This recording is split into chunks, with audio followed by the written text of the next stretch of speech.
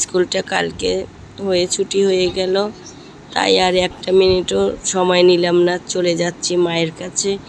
শরীরটা খুবই খারাপ, বলছিল রেস্ট নেওয়ার জন্য বাসায়, কিন্তু মনে করলাম বাসায় রেস্ট নিলে যেহেতু একা মানুষ সব তো করতেই হবে। দিদির কাছে গেলে দিদি আছে, মেজো বোনও আসবে বিকেলে, তাই আর অপেক্ষা করলাম না। তবে আজকে আসতে অনেক কষ্ট হয়েছে, কারণ আমাদের বাংলা মোটর আসতে এতটা কষ্ট হয় না। এটা আমাদের মানে এই যে ব্রিজটা পার হচ্ছি, বুড়িগঙ্গা সেতুটা, এখানটার এটা ভালোই ছিল। এরপরে চলে আসলাম একটু আম আর লিচু কেনার জন্য, কারণ এরপর তো আর যাওয়া হবে না, আবার আমরা ছুটি পাবো সেই পুজোতে, এর আগে তো আর ছুটি হবে না, তাই আম লিচু তো আর থাকবে না। মা তো অতটা বোঝে না, তারপর একটু না নিয়ে গেলে কেন জানি ভালো লাগে না।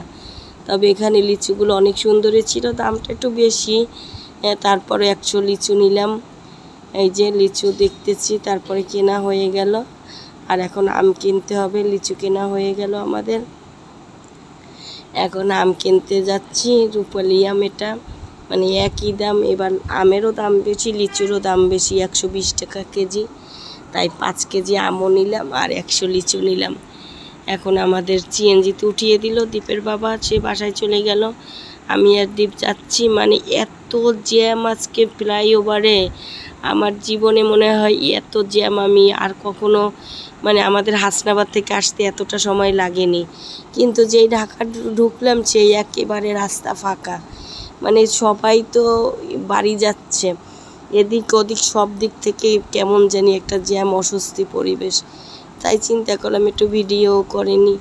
এই যে মানে সিএনজিটা একেবারে থেমেই আছে, মানে সিএনজি চলতেছে না, তার ভিতরে বাসায় দেখলাম অনেক বাতাস, মনে করছিলাম মনে হয় ঠান্ডাই, কিন্তু না, দীপ ওর ফ্যানটা আনতে চেয়েছিল, ওর বাবা নিষেধ করলো। আমিও বললাম যে আবহাওয়া তো ঠান্ডা, কিন্তু ঢাকা ঢোকার সাথে সাথেই দেখলাম যে ঠান্ডা তো দূরের কথাই, এত গরম, অস্বাভাবিক পরিমাণে গরম। আর আমার শরীরটাও তো ভালো না, যেহেতু ঠান্ডা শ্বাসকষ্ট, এই জন্য আমার আরও অস্বস্তি লাগতেছিল, কিন্তু উপায় তো নেই, এখন যেহেতু যেতে হবে। এই যে সিএনজিটা মনে হয় কি চলতেছে না, থেমে থেমে চলতেছে।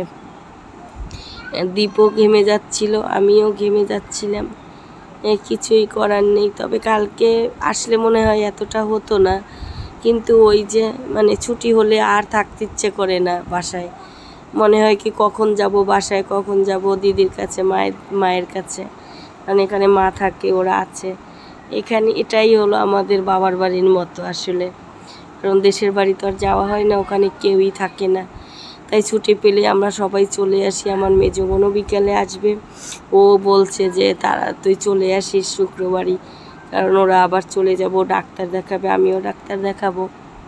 এই যে এখন সিএনজিটা হলো, জ্যামটা ছেড়ে গেল, এখন সুন্দর চলতেছে, মানে সিএনজিটা চললে কিন্তু ভালোই হাওয়া দেয়।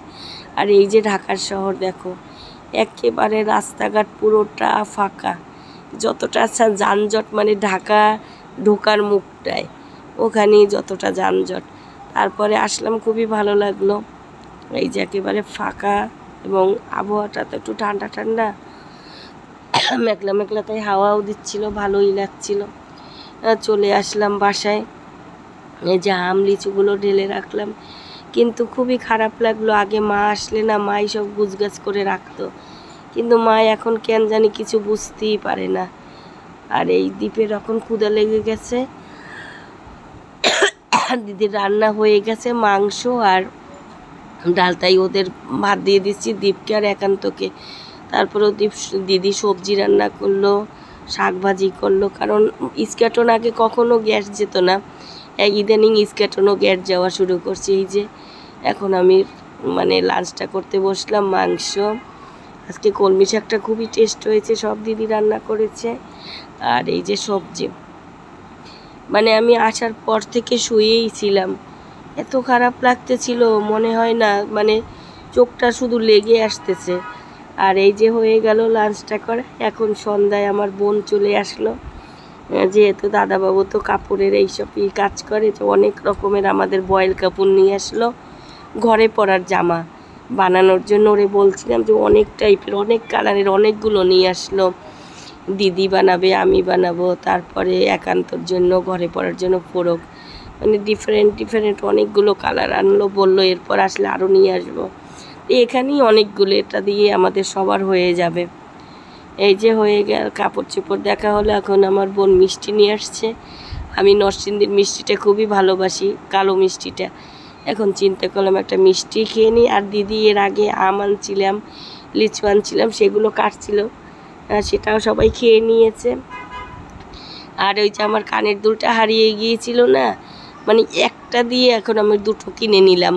মানে এখন তো স্বর্ণের দাম অনেক বেশি, আমার ওই কানের দুলটা অনেক ভারী ছিল, 5 আনার উপরে ছিল, মানে একটাই 2.5 আনার উপরে হয়েছে।